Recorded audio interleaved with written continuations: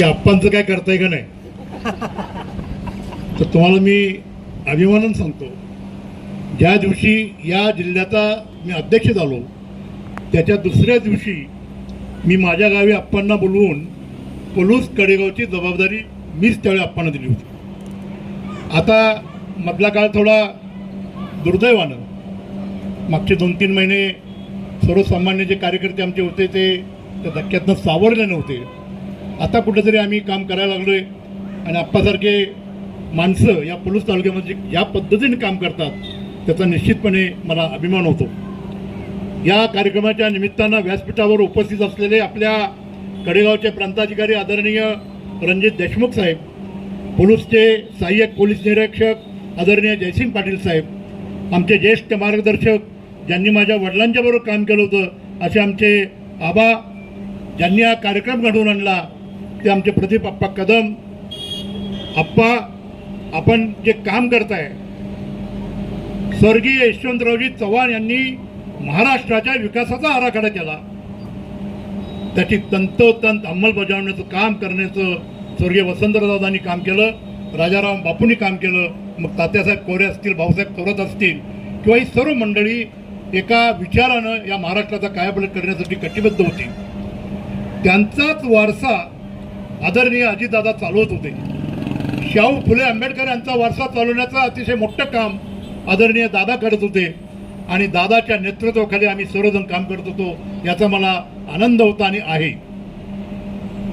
खूप मोठं विकासाचं काम करून ज्यांनी या महाराष्ट्राला एक दिशा दिली अशा आदरणीय यशवंतरावजी चव्हाण यांच्या स्मृती आपण जाग्या ठेवून समाजामध्ये आज चांगल्या पद्धतीचं काम करताय. मनपूर्वक मी आपलं अंतःकरणपूर्वक आपलं आभार मानतो आप्पा, आणि आपण अशीच आपली वाटचाल चालू ठेवावी.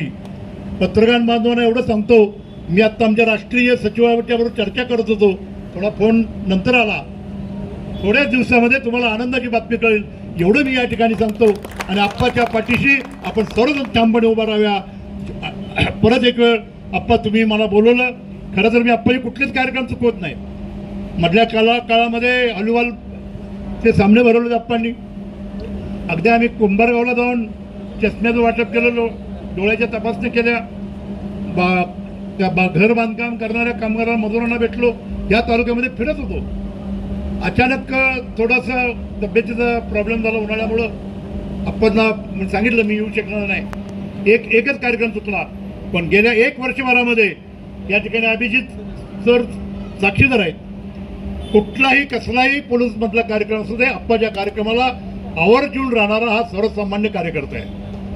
त्या जिल्ह्यामधल्या कुठल्याही कार्यकर्त्यानं, मग तो शिराळ्याला असू दे, जतचा असू दे, नाही तर खानापूर आठवड्याचा असू दे, जिल्हाध्यक्ष असताना ज्यावेळी त्यांचा एखादा फोन यायचा, नाना माझ्या घरामध्ये बारशाचा कार्यक्रम आहे, माझ्या घरामध्ये छोटे मोठे कार्यक्रम असू दे, त्या गावात जाऊन बसायचं, त्या कार्यकर्त्या घरात जाऊन बसायचं, त्या कार्यकर्त्याच्या पाठीवरती शाबासकीची थाप टाकायची आणि कार्यकर्त्याकडं काम कसं करून घ्यायचं ही कला होती. म्हणून आम्ही काम करत राहिलो. आज मला आनंद आहे.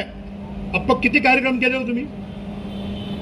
हा यशवंत फेस्टिवल करताय, कृषी प्रदर्शन भरवलं, हॉलीबॉलचे सामने भरवले, महिलांच्यासाठी कार्यक्रम घेतले, रामानंदनगरला कार्यक्रम घेतला, किर्लोस अनेक कार्यक्रम आपण घेतलेले आहेत. आणि आप्पासारखा समाजामध्ये काम करणारा माणूस राष्ट्रवादी काँग्रेस पार्टीला मिळाला आहे, याचा मला आनंद आहे. आणि निश्चितपणे आप्पाच्या जबाबदारी टाकल्याशिवाय मी स्वस्थ बसणार नाही.